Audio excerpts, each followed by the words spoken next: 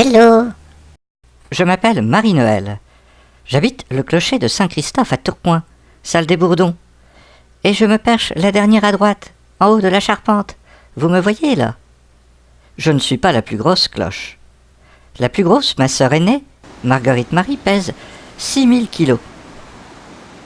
Moi, je ne pèse que 900 kilos. Mais je suis la plus bavarde de la famille.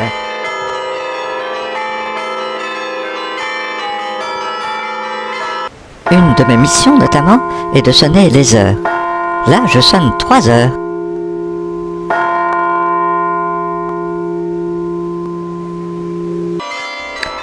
Voilà donc mon histoire. Notre carillon ne fonctionne plus depuis fort longtemps.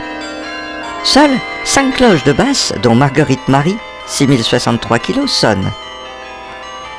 Grâce à la mobilisation de toutes les bonnes volontés et d'un réel soutien de l'ensemble des Tourquenois, les amis de Tourcoing passent commande en mai 1960 au fondeur d'Annecy d'un des plus beaux carillons d'Europe. 43 cloches. C'est là que mon histoire commence. Nous allons, mes sœurs et moi, subir l'épreuve du feu. Les accordeurs du fondeur Paccard d'Annecy-le-Vieux veulent une harmonie parfaite entre nous. 11 mois plus tard, les camions nous déchargent devant le parvis de l'église Saint-Christophe de Tourcoing. Nous y serons baptisés le 4 juin 1961. Je peux vivre 1000 ans, je me souviendrai de ce matin du 4 juin 1961. Nous étions là, toutes dorées par le soleil, fleuries d'œillets, alignées devant le parvis comme à la parade. Le cardinal Joseph Lefebvre, archevêque de Bourges, né à Tourcoing, nous bénira une à une. Chacun des parrains, chacune des marraines frappera ensuite les 3 coups d'usage sur le bronze de sa filleule pour en appeler la note de musique. Ma marraine à moi est aveugle et va vers ses 80 ans. Elle n'a pu quitter sa ville d'Auxerre. C'est donc sous le maillet de monsieur le maire de Tourcoing, monsieur Lecoq, que je répondrai à pleine gorge ma note de musique. Un fa. La presse du Nord, celle de Paris, la radio, la télévision relateront, chacun à sa manière, la matinée du 4 juin.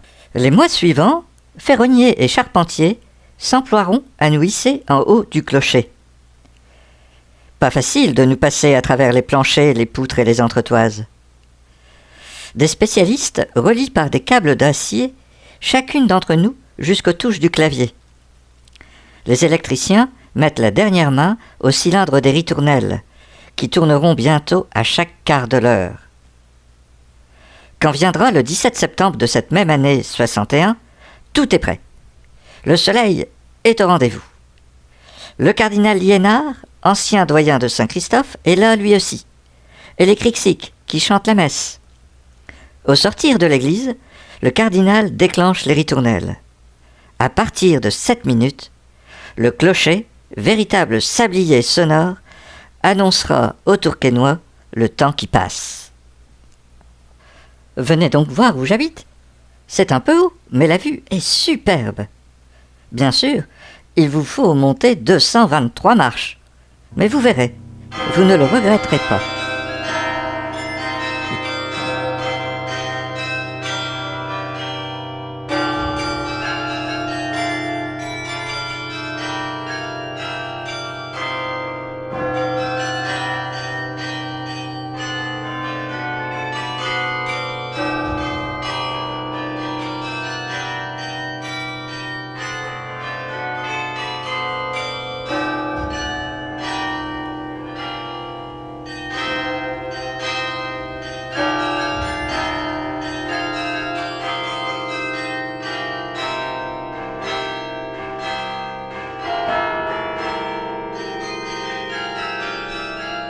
Vous comprenez maintenant pourquoi.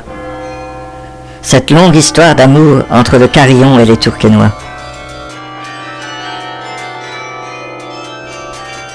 Mais le carillon se doit bien davantage à sa ville. Il sait l'écouter vivre, reconnaître les événements gais ou tristes, prendre sa part de joie ou de deuil. Ce qui me plaît aussi, ce sont les concerts. Nous avons le bonheur, nous, les habitantes du Clocher, et vous, les habitants de Tourcoing, de posséder un des meilleurs carillonneurs qui soit, Michel Godefroy. Ne le dites à personne, cela doit rester entre nous, mais j'ai le béguin pour lui. J'ai eu le coup de foudre dès son premier concert. C'était en 1979. Il avait 18 ans. Et j'en avais 18. Et oui, on est nés la même année.